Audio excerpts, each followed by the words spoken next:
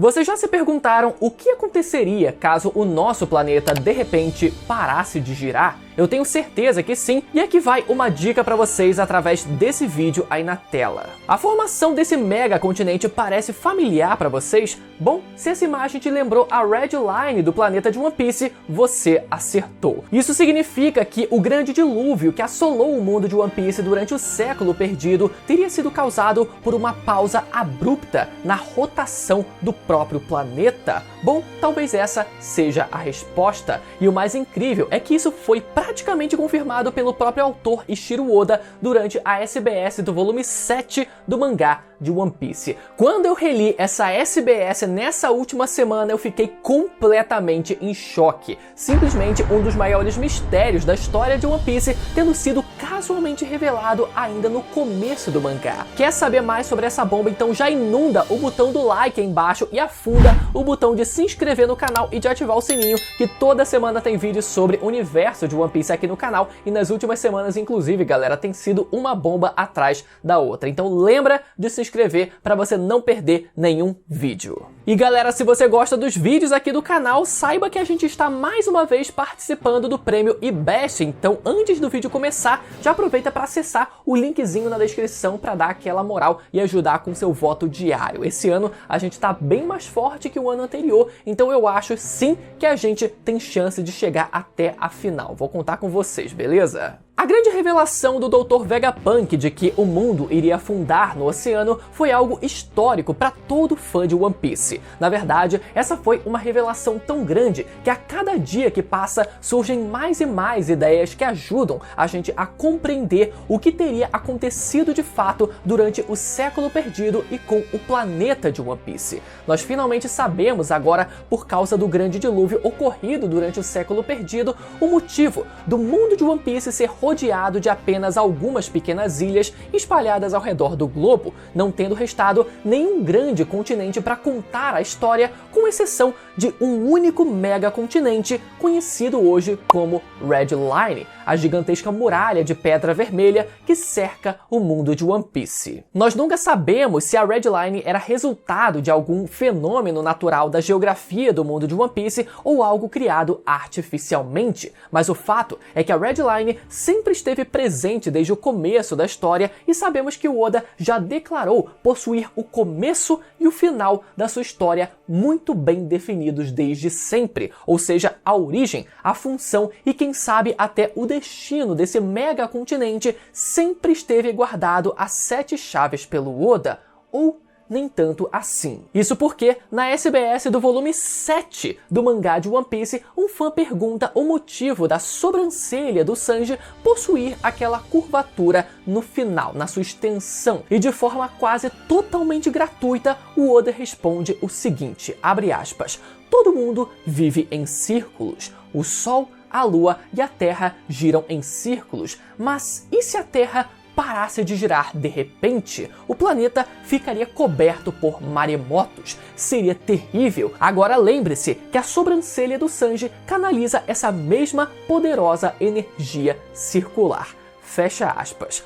Quando eu reli isso semana passada, galera, eu fiquei absurdamente chocado como o Oda ele simplesmente jogou a resposta para um dos maiores mistérios da criação do mundo de One Piece, assim, de forma tão gratuita e leviana. Claro que, atualmente, a gente sabe como a sobrancelha do Sanji possui uma espiral por causa da sua mutação genética, mutação essa também presente nas Akuma no Mi, representada por essas mesmas espirais presentes nas suas frutas, que possuem, por outro lado, relação direta com o mar. Ou seja, todos esses elementos de alguma forma estão sim conectados, mesmo que de forma indireta, mas não tem como negar que o Oda ele precisou dar um mega salto lógico para chegar nessa resposta que ele deu. Me parece, galera, que o Oda ele estava tão empolgado com a ideia do mundo parar de repente que ele inventou qualquer desculpa para encaixar essa resposta em qualquer pergunta que tivessem enviado para ele. E talvez no calor do momento e da empolgação, o homem ele acabou vazando a resposta de um dos maiores mistérios da história de One Piece. Quem sabe, inclusive, né, sustentado pelo fato de que o mangá de One Piece iria durar apenas 5 anos de publicação. Então talvez ele não tivesse a intenção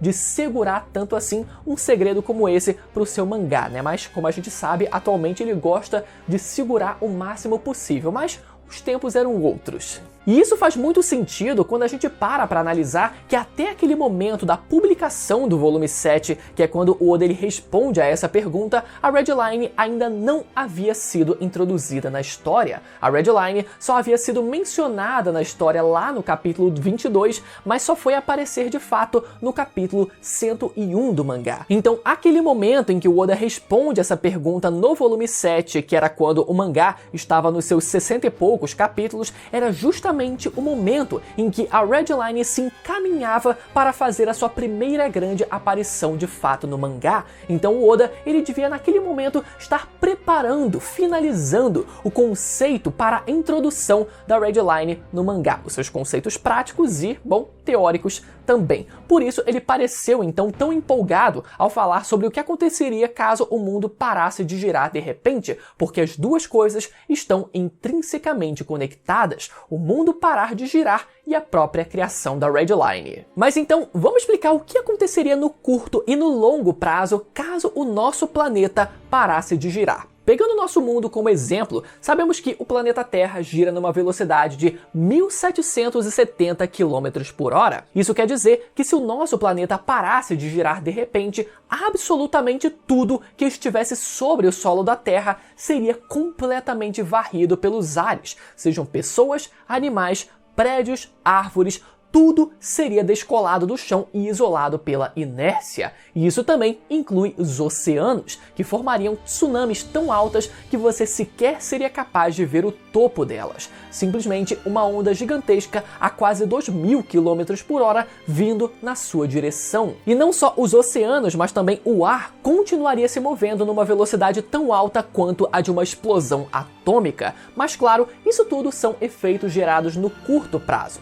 Agora, o que aconteceria com o planeta no longo prazo, que é o que mais importa aqui pra gente? Se você se lembra das aulas de física da sua escola, você conhece um conceito chamado força centrífuga, uma força que tem um sentido contrário ao centro da circunferência formada de um movimento circular, ou seja, aquela sensação de sermos puxados para fora de um objeto quando ele se encontra em um movimento circular. Bom, adivinha só, isso também acontece com o planeta Terra. O movimento circular da Terra faz com que exista uma protuberância de água na região da linha do Equador, ou seja, nessa região existe uma concentração maior de água por causa da força centrífuga, que empurra essa água para fora do planeta. Mas o que aconteceria se o planeta parasse de girar e essa força centrífuga parasse de agir sobre ele? Bom, a resposta só pode ser uma só. Todo o acúmulo do volume de água na região da linha do Equador seria dissipado e redistribuído ao redor do planeta, inundando completamente os polos norte e sul, onde a gravidade é mais poderosa. Isso significa que toda a água do planeta seria varrida em direção aos polos norte e sul, deixando apenas um mega continente,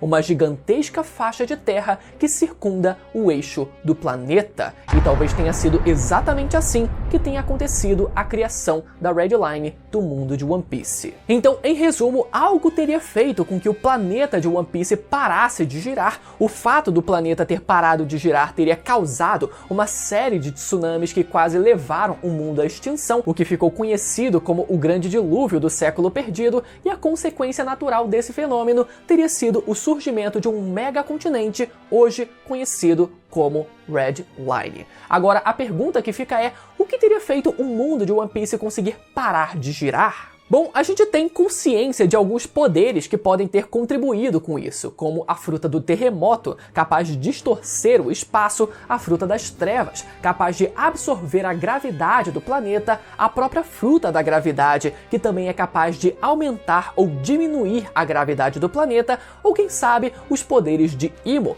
caso ele seja capaz de manipular os oceanos até certo ponto. Mas, de fato, essa é uma pergunta que só o Oda pode responder pra gente. Mas uma coisa que eu queria lembrar a vocês é que a gente sabe como o Oda ele gosta de misturar fantasia com realidade. E talvez a criação da Red Line não envolva somente toda essa parte científica que sustenta toda essa ideia por si só, mas sim algo que vá ainda mais além disso. Voltando lá no capítulo 129 do mangá de One Piece, vemos os gigantes Dory e Brog perfurando o peixe gigante devorador de ilhas. E nesse momento, vemos eles dizerem a seguinte frase, abre aspas, a única coisa que não conseguimos perfurar é a grande serpente banhada em sangue que circula o mundo. Fecha aspas.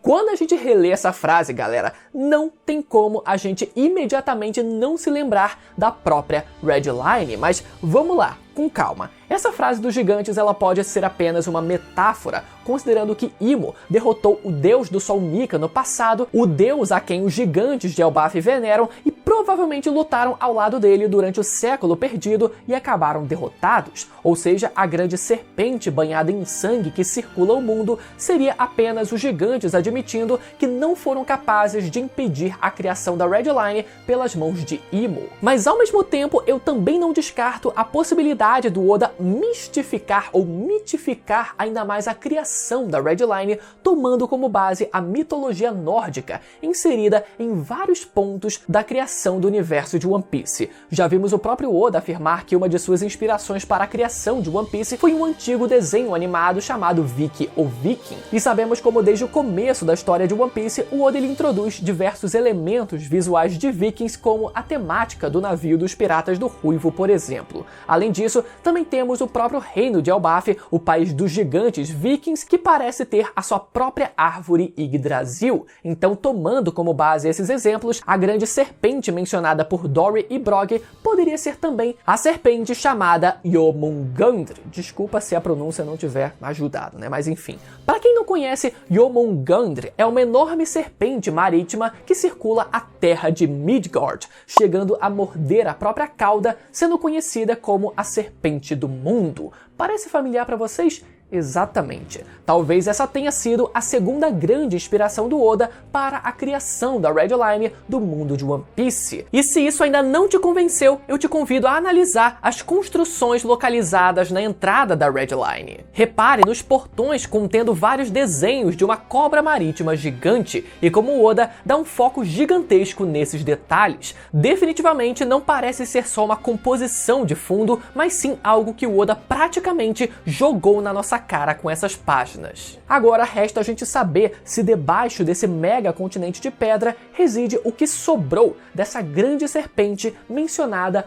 pelos gigantes de Elbaf. Será que isso inclusive poderia ter alguma coisa a ver com o infame ovo do Roger? Vale lembrar como aquele ovo tem uma coloração avermelhada, exatamente como a Red Line também tem. Eu acho que faz bastante sentido, inclusive, então fica aí esse questionamento. Mas isso tudo a gente deve saber mais durante o arco do país de Elbaf, já que na mitologia nórdica, essa serpente é filha de ninguém menos que o rei da trapaça Loki. Figura essa que já foi mencionada no mundo de One Piece como o atual príncipe do país de Elbaf. Agora, assim como a gente não sabe como o planeta de One Piece teria parado de girar durante o século perdido, a segunda pergunta que fica é se o planeta de One Piece continua parado, se ele voltou a girar normalmente ou se ele voltou a girar de uma forma diferente. O meu palpite é que, de alguma forma, o planeta de One Piece pode ter sofrido uma mudança na sua angulatura de 180 graus,